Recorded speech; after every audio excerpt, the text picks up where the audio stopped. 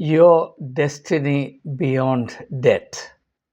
The riddle finally resolved. A warm welcome to everyone who could be interested in this truly metaphysical topic.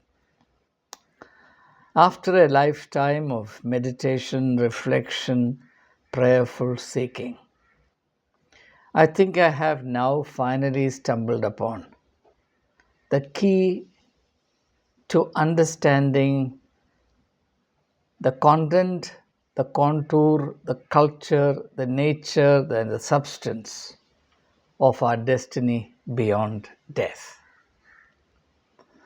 As a starting point, let me say that it's my ardent faith that our life does not end with death upon this earth. I am utterly convinced that death is a point of transition and not a full stop. Of that, I don't have the slightest doubt. Therefore, the question arises, if death is a point of transition, what exactly are we transiting into? In other words, what lies in waiting for us in the world beyond death? I don't think there is a human being in this world who is completely indifferent to this question, though not many may be expected to take a sustained interest in it, which in itself is a paradox. If you ask people at random, you will certainly realize that everyone is keen to ensure a place of comfort and advantage for oneself in the world to come. But curiously, no one really wants to know what actually it takes to achieve that end, or for that matter, how one is to understand one's destiny beyond the portals of death. This small video, perhaps one of the smallest I have ever made, deals with this most important question. How are we to understand the scope that our life would have beyond death? Now, let me put it very directly and simply. Death, as I said, is a point of transition. And that transition is simply from the finite to the infinite. From the finite to the infinite. Our life in this world is lived within the time space continuum. So both limit us, both are the axes of our finitude. Time constrains us, space constrains us. For example, I can't be everywhere. God is defined as omnipresent because God doesn't suffer from the limitations of human finitude, and therefore God can be everywhere. You and I cannot be everywhere. God is eternal, God is timeless because God is not bound by the confines of finitude, whereas we are limited in time, we are born, we'll die.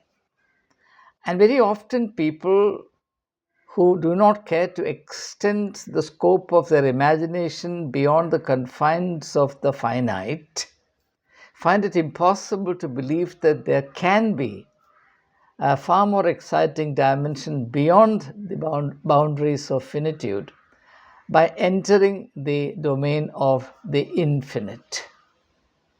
So let me repeat, I understand death as a point of transition, and the transition is from the finite to the infinite.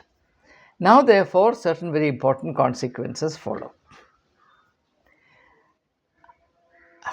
I am today very convinced and absolutely clear that what awaits us beyond death, or what awaits us in the world after death, is a repetition or the reconfiguration or a reappropriation of our plight or our state in this world, but reorganized on the plane of the infinite as against the finite in this world.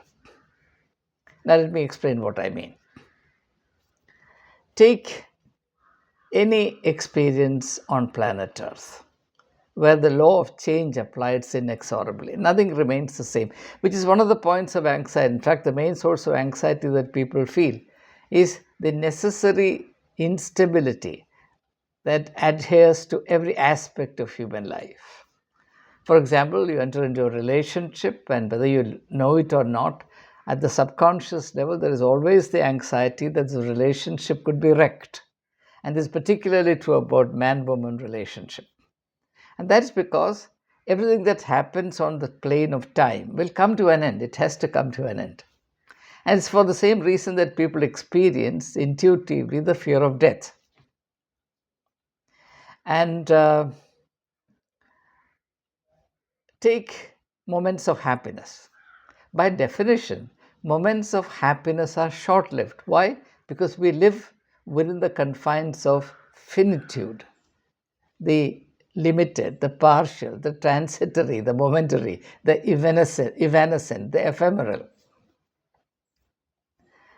If our life is founded on happiness which pertains to the eternal, that is God, divine happiness, then at the point of death, our life passes from the limited scope of that happiness into the unlimited scope of, or the infinite scope of the same happiness.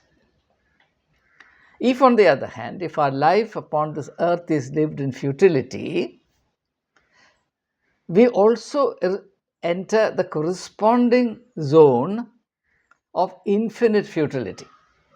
Life on planet Earth can be characterized only by finite futility, limited futility, not ultimate or eternal futility while we are living in this world, because this world is necessarily a domain of the passing and the perishable, a domain of the finite, in which everything has to come to an end and everything becomes its opposite. Therefore, happiness will become unhappiness, laughter will become tears, a feeling of high will become a feeling of low or depression. This is a necessary condition of human life. Everybody knows, I don't have to explain this. But that's not the case with our life beyond death. The great thing about life beyond death, both in the positive and the negative sense, the most exciting thing and the most terrible thing about life and life beyond death is that whatever quality of life or whatever degree of futility of life we attained in our life upon the earth, which now exists within the confines of the finitude to which we are subject, we will become infinite. So, if we live our life in the present in terms of the futile, if we lead a futile life, or if our life is characterized by futility, then our life beyond will be characterized by endless futility. If our life in the present life in this world is characterized by boredom, emptiness, shallowness, meanness, meaninglessness, the same thing will continue infinitely in the world to come. On the other hand, as Jesus says, if we experience life in all its abundance, life in all its abundant goodness, life in its glorious meaningfulness, life in its radiant joy, life in its profound solemnity, then the same will continue indefinitely, or the same will be reconfigured on the plane of the infinite in the world to come, because we are passing from the finite world into the infinite world, and therefore whatever experiences we have voluntarily chosen for ourselves, nobody can force us in this respect. These things are nothing but what we have chosen for ourselves. whether we lead a futile life or a meaningful life, whether we do justice to ourselves or we are doing injustice to ourselves, whether we corrupt ourselves or we preserve the pristine purity of our life, all these things are a matter of personal choice, and we are given full unfettered freedom to make these choices. But having made these choices, we cannot escape the consequences thereof. And the consequences thereof are not limited to this world alone, but they will continue into the world to come.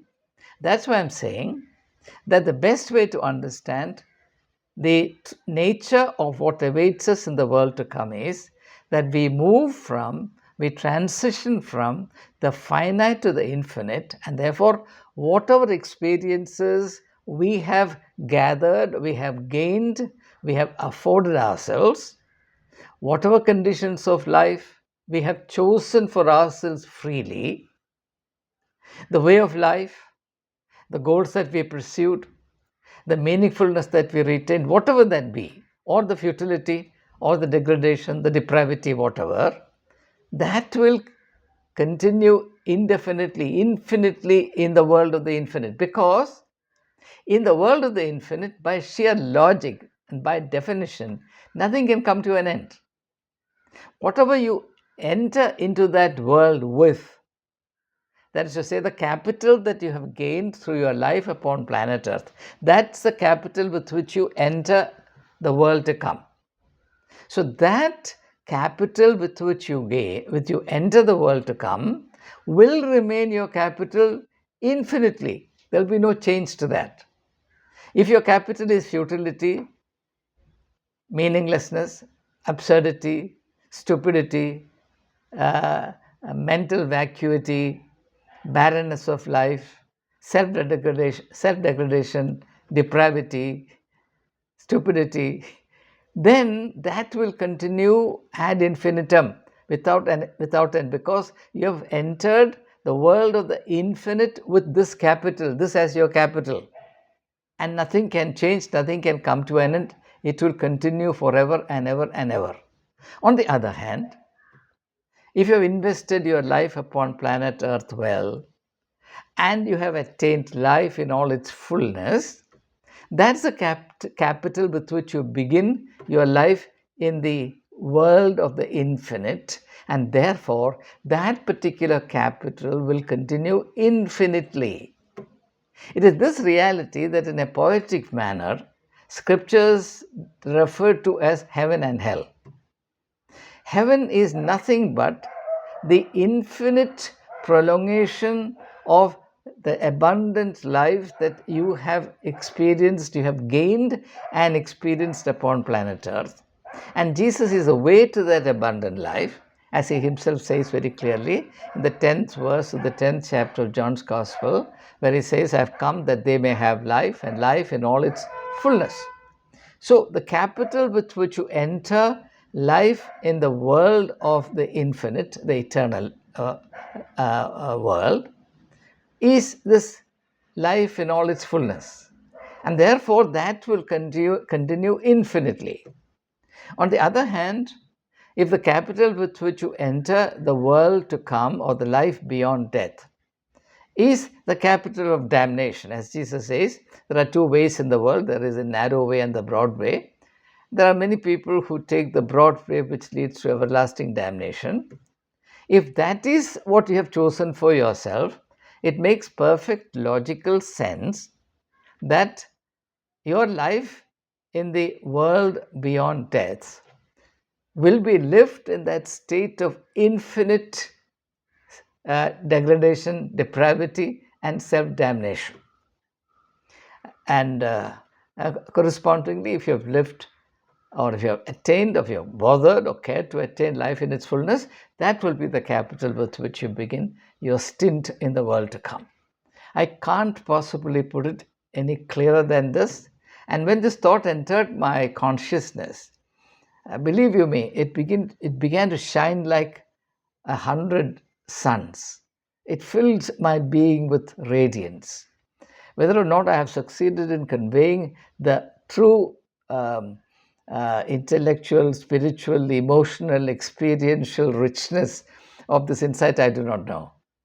But I'm today convinced, and I feel my soul can rest on it, that this is really the logic that connects our life in the present with the life that awaits us in the future. Let me say this again.